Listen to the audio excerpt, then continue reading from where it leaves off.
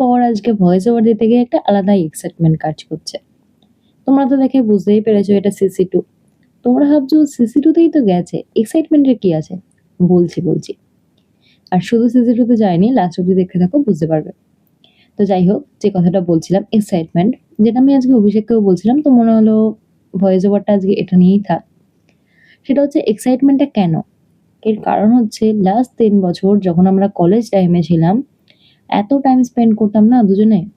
তখন তো শুধুই পড়াশোনা, আদার্স কোনো রেসপন্সিবিলিটি নেই। তবে হ্যাঁ, চাকরি পাওয়ার একটা খিদে তো ছিলই। কিন্তু তাহলেও তার ফাঁকে টিউশনস আর কলেজের বাইরে যে টাইমটা একটু হলেও পেতাম, যেখানেই হোক না কেন, শুধুই কথা বলা, ফটো তোলা, মেমোরিজ বানানো, ভিডিও করতাম না যদিও। খাওয়া-দাওয়া করা, সময় কাটানো বিশেষ করে করতাম। কিন্তু এই যবে থেকে চাকরির জীবনে এলাম, বাস্তবটা বুঝলাম যে কতটা টাফ একটা চাকরি পাওয়া, সেটাকে টিকিয়ে রাখা, সেটার সঙ্গে ধাতস্থ হওয়া। তখন না অনেক কিছুই কমে গেছিল। মানে ইচ্ছা করে কমিয়েছি বলবো না। কিন্তু সময়ের জন্য হোক, আলাদা শিফটের জন্য হোক, নানা রকম মেন্টালি প্রেশার বলো বা যেরকম মেন্টালি প্রেশার ঠিক ঐরকম না, যে চাকরির তো অনেক রকমের দিক থাকে, তো সেই হিসেবেই বলছি।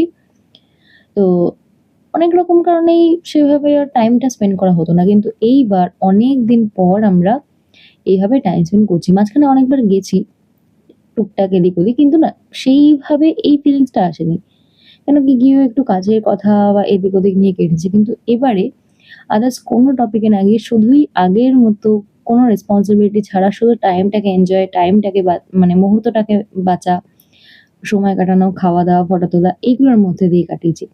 তাই ভীষণই স্পেশাল একটা মুহূর্ত।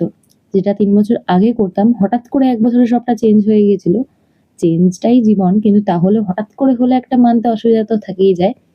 তো সেইজন্য অনেকদিন পর এবারে সেই ফিলিংসটা পেলাম। আর তারপরে তো ভেবেই নিয়েছি যে এই ফিলিংসটাকে কন্টিনিউ রাখার জন্য এখন থেকে মাঝে তো এইরকম টাইম স্পেন্ড করতেই হবে। আমি ভীষণ ফটো তুলতে ভালোবাসি, ওর সঙ্গে বিশেষ করে। আর ও আগে অতটা ভালোবাসতো না, কিন্তু এখন আমার সঙ্গে থেকে ওরও ভালো লাগে। আর আজকে গেছিলাম হচ্ছে, ১ম এ গেলাম তো সিসি 2, গিয়ে তো কিছুই খেলাম না, ভালো লাগছে না কোনো খাবারই। ওখান থেকে ঠিক করলাম আমরা দুজনেই বিরিয়ানি লাভার, তো বিরিয়ানি খাওয়া যাক।